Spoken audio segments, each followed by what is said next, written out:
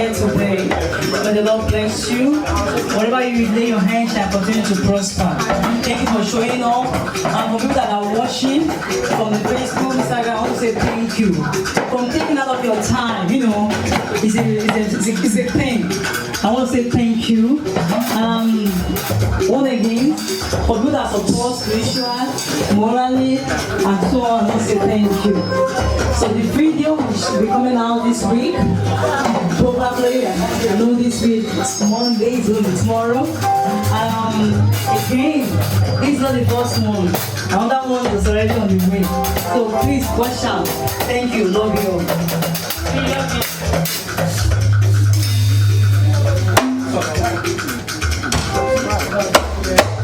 Please like and subscribe to my YouTube channel. So you might. Thank you.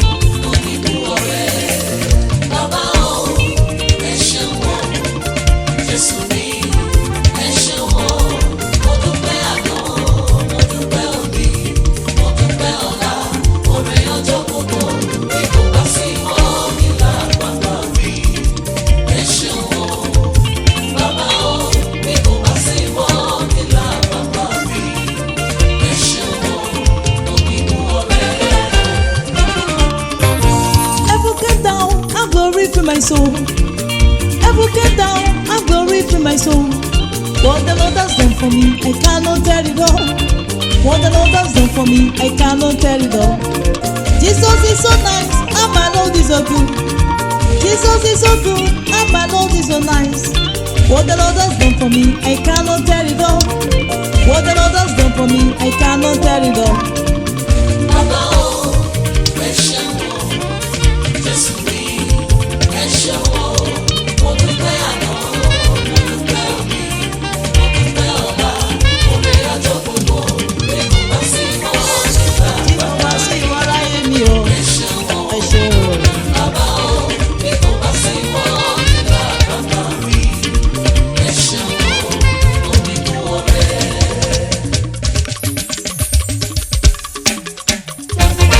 Kí la bá máa wí?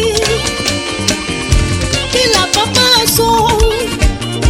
Oore Jésù ṣe láyé mi o.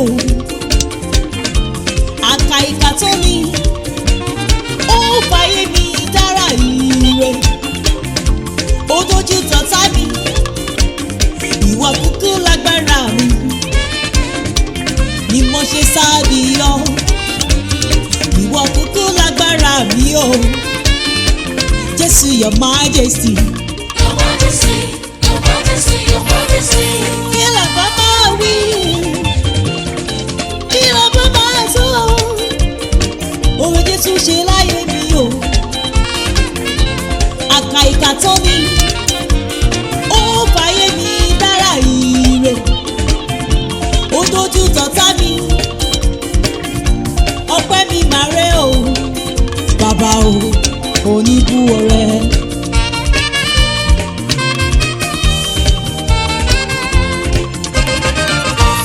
Higher, higher, higher, higher, higher, higher. If Jesus higher.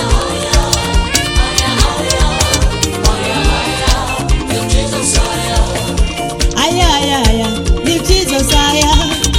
Higher, higher, higher. Lift Jesus higher. Oh, higher.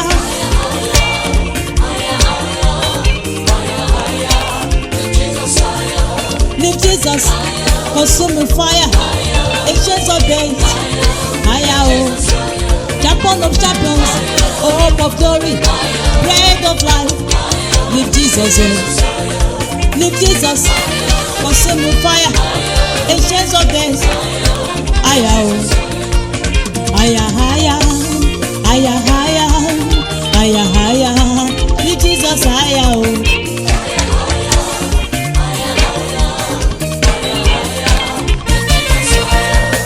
He has blessed my life with favor.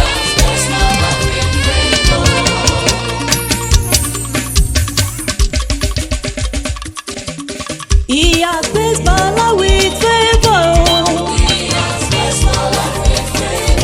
The God of fire bless my life with favor.